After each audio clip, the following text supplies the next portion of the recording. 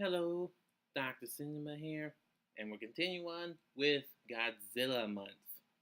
So, I think this is true, correct me if I'm wrong, but Godzilla is the longest running movie franchise to date, with it being around for more than 60 years, with like over 30 films. It's a lot of films, and people probably want to know what's the difference between a certain set of films and another set of films.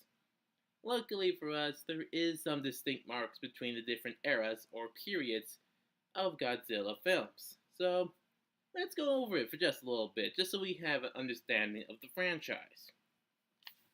So, the years 1954 through 1975 is known as the Showa period. It has a total of 15 films, the most films in any Godzilla period. And we have the original film coming out in 1954. Now, there are a few films from this period that are meant to be considered more serious films, such as the original 1954 film and its immediate sequel, Godzilla Raids Again. But generally speaking, this first era of Godzilla movies is supposed to be comical and laughable for children, because that was their sort of main target area. And Godzilla started becoming an anti-hero in his own way, starting with the fifth film in the series, Ghidorah the Three-Headed Monster, and his transition into anti-hero was complete by film number 8, which is I believe is Son of Godzilla. Now, for those of you who are curious, Godzilla has died a couple of times, and the first time was actually in the first movie, the 1954 film. So the Godzilla throughout the rest of the series is technically a different Godzilla, just so that you know. But this period is defined by mainly comical and laughable films that are fun entertainment to watch, with Godzilla starting off as a more force of nature, eventually becoming a more anti-hero. And that's basically the first period of Godzilla films. There was a little break after the Showa period before starting the second period, the Heisei period. This is called the second period, from 1984 to 1995. This has a total of 7 films, films 16 through 22. So, this period of films wipes out the films of the entire first period except for the original 1954 film. So every film in this timeline, in this period, it's its own separate timeline, with the first film in this period, number 16, serving as a direct sequel to the original film, and then 17, 18, and so on are sequels to number 16. So it's its own separate timeline. Think the X-Men franchise, one before Days of Future Past and one after Days of Future Past, essentially. And so Godzilla was brought back to being a more destructive force and feared by humans. And there was a little bit more discussion on the nature and science behind Godzilla in the films, with an increased focus on the moral aspect of genetics, which comes up in a few films. And to answer your question again, in the last film of this period, film number 22, I don't remember the name, Godzilla does indeed die, and his son then takes over the mantle. But this was in the last film of the period, number 22, so that didn't really last very long before we get into the next period.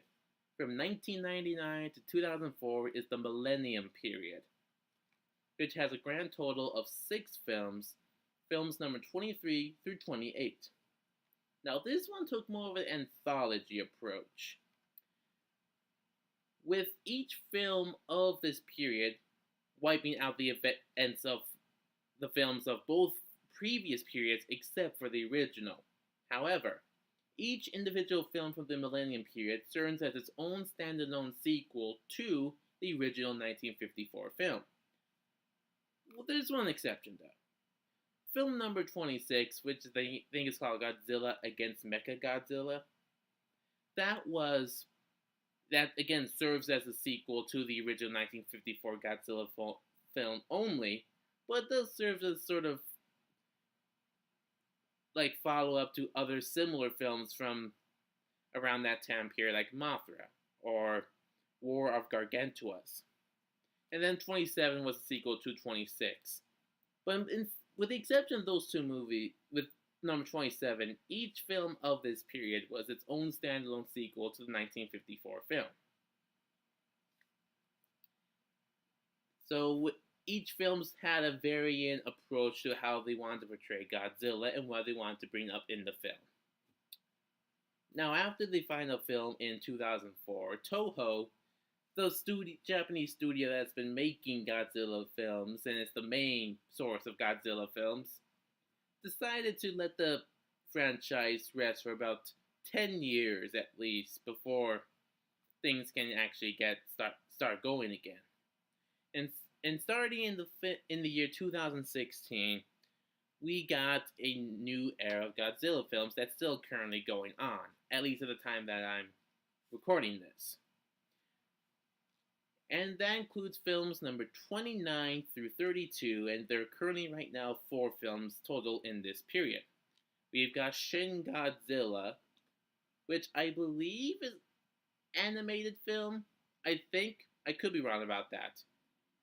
Anyway, that served as like a sort of reboot of Godzilla. Not exactly a remake of the original film, but serves more as a reboot, with this being the first appearance of Godzilla for these people in this movie. And in addition to that film, we've got 3 films that are anime films that Toho made a deal with Netflix to be their international distributor. We've got Godzilla, Planet of the Monsters, City on the Edge of Battle, and The Planet Eater. I'll probably talk a little bit more about these films in a separate video, but this is like an anime trilogy that if you're in the US or outside of Japan, you can probably find on Netflix. And that serves as the Toho series of Godzilla films, the main one, a total of 32 films. Now you're probably asking, what about Hollywood's films? What's going on there? Well, there were a few films of the Toho Godzilla series that American studios edited and renamed for an American audience. So they're not technically really a part of the Godzilla franchise. However, America did make its first own Godzilla film in 1998, starring Matthew Broderick as the main human character. This is arguably the worst film of the Godzilla franchise, but it's still an official part of the Godzilla franchise. So, film number 33. Now, the first good American Godzilla film came out in 2014 with Legendary Pictures and Warner Brothers Studio, being the first of what they want to have as a cinematic monster universe. And so in 2014, we got an American Godzilla film where Godzilla is again more associated with Japan and had a run-in with the Japanese government in the 50s.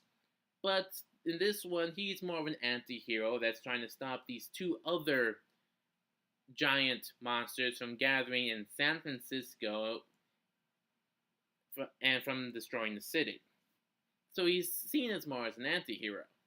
And that's the first good American Godzilla film. So film number 34. And of course, coming up in a few months, we'll have Godzilla, King of the Monsters, the third Godzilla film from American Studios, and the third film in Warner Brothers' MonsterVerse series, with the second one being Kong Skull Island. So King of the Monsters would be the 35th film overall in the Godzilla film franchise, where he will once again be portrayed more as an anti-hero monster than as a destructive, fearsome force of nature. So that's basically the Godzilla film franchise as it is right now. If you have any other questions, historically speaking, about the franchise, again, try and answer them in the comments. Like, subscribe, share, and Dr. Cinema, see you next time.